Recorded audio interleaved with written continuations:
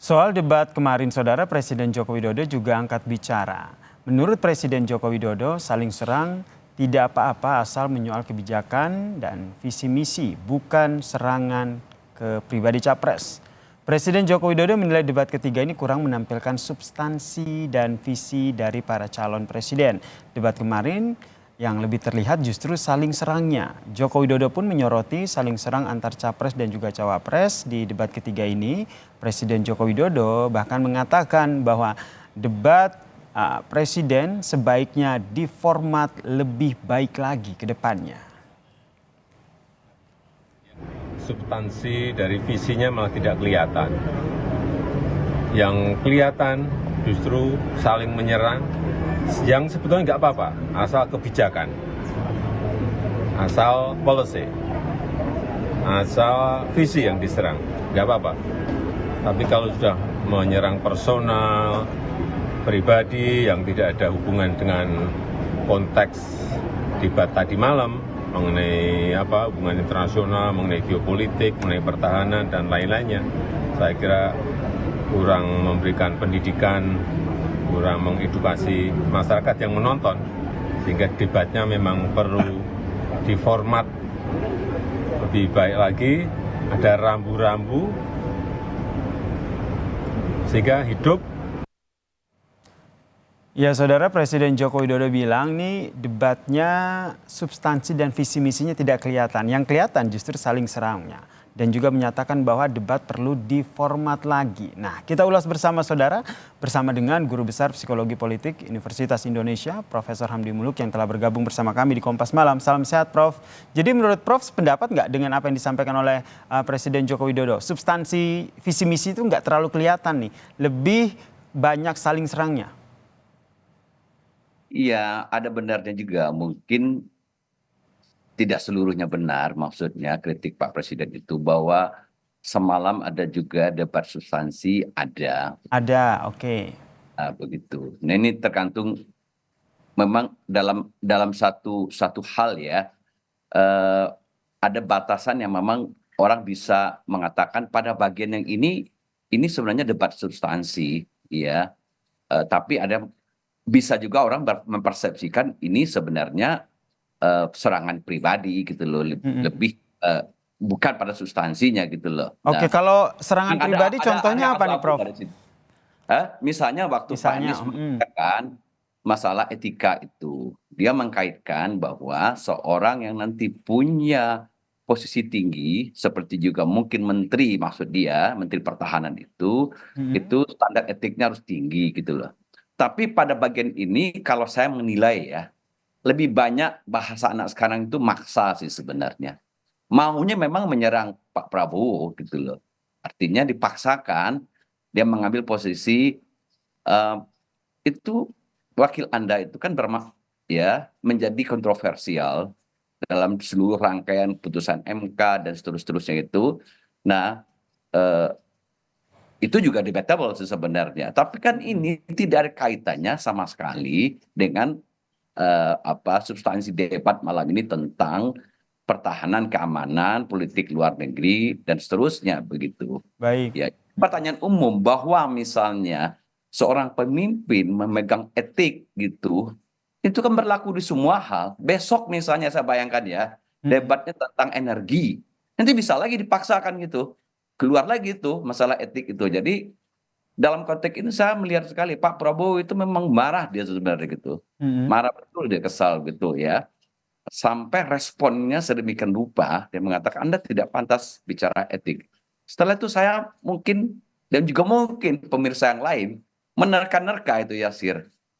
Misalnya, apakah ada dasar, misalnya Pak Prabowo mengatakan, Anda khotbah etik, Anda sendiri juga, tingkah laku Anda bisa juga dinilai sebagai hal yang belum unethical juga. Saya meraba-raba kemana, mungkin ya misalnya ya, apakah maksudnya flashback ke 2017 ketika ada kampanye ayat dan mayat gitu loh. Kan orang juga bisa mengatakan Anda nggak etis kampanye. Kira-kira mungkin begitu ya. Mungkin gitu ya. Jadi saya juga tidak tahu gitu loh. Nah, tapi bagi Pak Prabowo jelas sekali dia mengatakan Anda keluar dari topik gitu loh. Kalaupun nggak keluar, ya sedikit maksa lah. Ya kalau kita bicara etika itu kan umum ya, apapun tema debat nanti bisa dikaitkan lagi begitu. Oke, Prof. Tapi kalau kita lihat dari keseluruhan debat tadi seperti kata Anda memang ada bagian yang tidak terlihat substansi. Tapi kalau dipersentasekan begitu, ini komposisinya seperti apa di antara substansi, visi misi dan juga saling serang personal? Seingat saya sebenarnya soal serang menyerang personal itu yang paling dramatik itu mungkin diingat pemirsa juga, momen satu sebenarnya pada waktu Pak Anies bilang eh, soal penguasaan lahan 35 berapa 35.000 hektar. 340.000 kalau tidak salah. 340.000 hektar kenapa tidak dibuatkan saja buat rumah prajurit gitu loh. Ya kan begitu kan. Nah, ini kan juga sebenarnya maksa ya bahwa orang ya dulu siapapun tidak hanya mungkin Pak Prabowo, berapa banyak orang yang punya penguasaan lahan puluhan ribu hektar untuk HPH ya, biasanya itu kan HPA ya atau tambang dan seterusnya gitu loh. Nah, pertanyaannya apa kaitannya dengan perumahan TNI? Kan dua hal yang berbeda begitu loh. Ya, jadi ini kayak debat kusir aja gitu loh. Jadi maksudnya maksa sih sebenarnya. Ya walaupun kita paham bahwa politik adalah seni membuat delegitimasi terhadap lawan politik sekecil apapun kesempatan yang ada gitu loh. Ya, jadi tapi mungkin ini yang dikritik oleh Pak Jokowi juga. Itu Baik. yang satu lagi yang tadi persoalan mengungkit lagi persoalan wakilnya Pak Gibran itu gitu loh. Jadi itu eh, di luar itu ya menurut saya sih masih on the track lah, masih On the bicara track ya, substansi visi misinya masih ada. Tapi kalau kita lihat juga nih akhirnya bermuara pada Presiden Joko Widodo nih. Debat pertama, kedua tidak berkomentar, debat ketiga nih akhirnya berkomentar dan meminta agar format debat Pilpres ini diperbaiki. Nah, sebelum dijawab itu, saya mau minta komentar dari Prof. Hamdi Muluk dulu nih sebagai psikologi politik. Kenapa akhirnya pada debat ketiga ini baru Presiden Joko Widodo berkomentar? eh, mungkin kalau kita lihat apa bentuknya lah ya.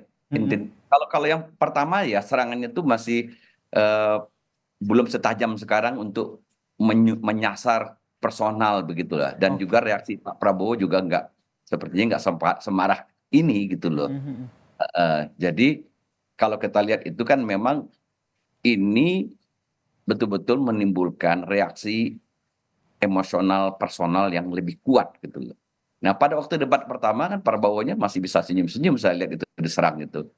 Ya, bahkan waktu diserang soal apa ya, soal HAM ya, dia masih bisa tenang gitu loh. Tapi mungkin saya nggak tahu ya, em, apa dia kesal betul gitu, kelihatan tuh dia kesal soal di dua titik itu saya lihat tadi gitu. Sehingga akhirnya Presiden Joko Widodo juga melihat bahwa ini saling serang personalnya ini semakin mengerucut begitu, semakin terlihat ya.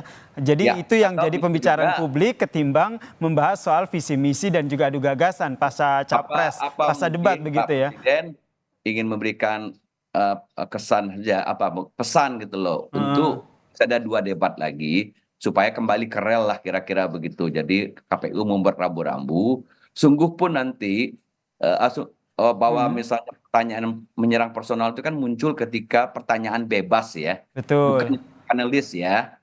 Ya, dari panelis kan substansi betul. Jadi pertanyaan bebas dari kandidat. Nah, itu harusnya KPU mau rambu-rambu. Walaupun ini pertanyaan bebas, koridornya tetap tema substansi, tema visi misi, bukan misalnya dimanfaatkan untuk melihat celah menyerang orang secara kelemahan personal begitu. Oke. Ya mungkin kalau dicari-cari ya setiap orang ada aja kelemahan personalnya. Nanti kita manfaatkan, kita bungkus dengan topik gitu kan. Tapi menurut saya setuju ini tidak terlalu elegan lah. Kalau kita mau maksudnya debat ini adalah kritik kebijakan, ya kebijakannya yang kita kritik gitu. Jangan mengkritik personal begitu ya. Ya betul. Kedepannya menurut Anda nanti setelah dapat kritikan bisa kita katakan seperti itu dari Joko Widodo minta format debat Pilpres ini diperbaiki. Langkah dari KPU seperti apa menurut Anda untuk dua debat kemudian? Ya mungkin yang paling mungkin itu menurut saya menegaskan lagi pertanyaan-pertanyaan yang datang dari kandidat itu ya memang eh, harus relevan sesuai dengan tema. Jadi eh, apa mempertanyakan visi misi begitu. Itu yang Oh, paling mungkin menurut saya gitu.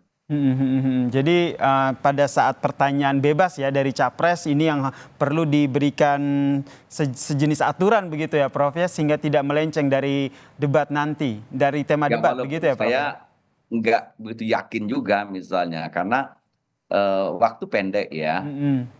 kandidat-kandidat mungkin berkejaran dengan persoalan bahwa elektabilitas perlu dikerek gitu loh. Sekecil apapun kesempatan untuk melakukan legitimasi terhadap diri sendiri dan Mm-mm.